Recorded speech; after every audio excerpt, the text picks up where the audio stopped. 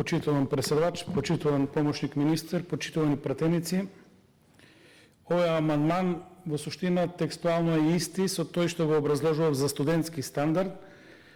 Овој се однесува за ученички стандард, значи за една помала категорија на ученици, кои исто така, поради својот интерес, односно неможност во секој град да се следи училиште кое тие го избираат за свое определување уште во рани години од својот живот, едноставно тоа го сакат, нели тоа го почитуваат, тоа решиле да учат и патуваат секој ден или се сместуваат во соодветни установи каде што овие ученици се сместени. И за овие студенти, за овие ученици, владата повторно предлага 6.000 фиксно патни трошоци, избор или 6.000 за сместување.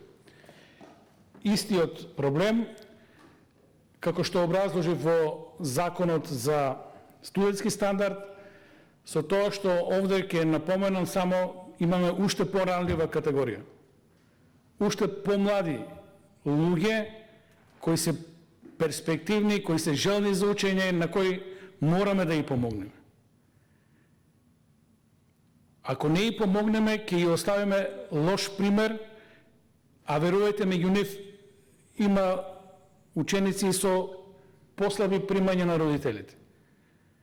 Има и социјални случаи родителите, има и самохрани родители. Има ученици кои вака предложените решенија од владата едноставно ќе ги стават во ситуација да направат дополнителни трошоци,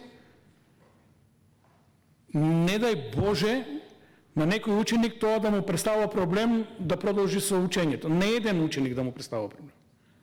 Сме паднале на испитот како зрела држава.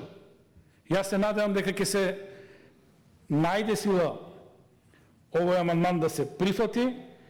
Уште еден момент. Овој амандман има финансиска импликација уште помала.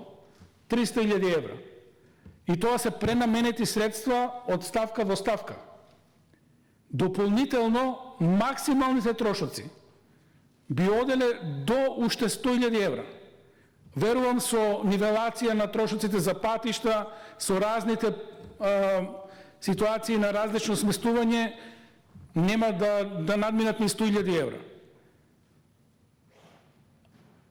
А ако го прифатиме амандманот, ќе помогнеме барем на овие најмладите, на средношколците, на основците. На средношколците, пардон.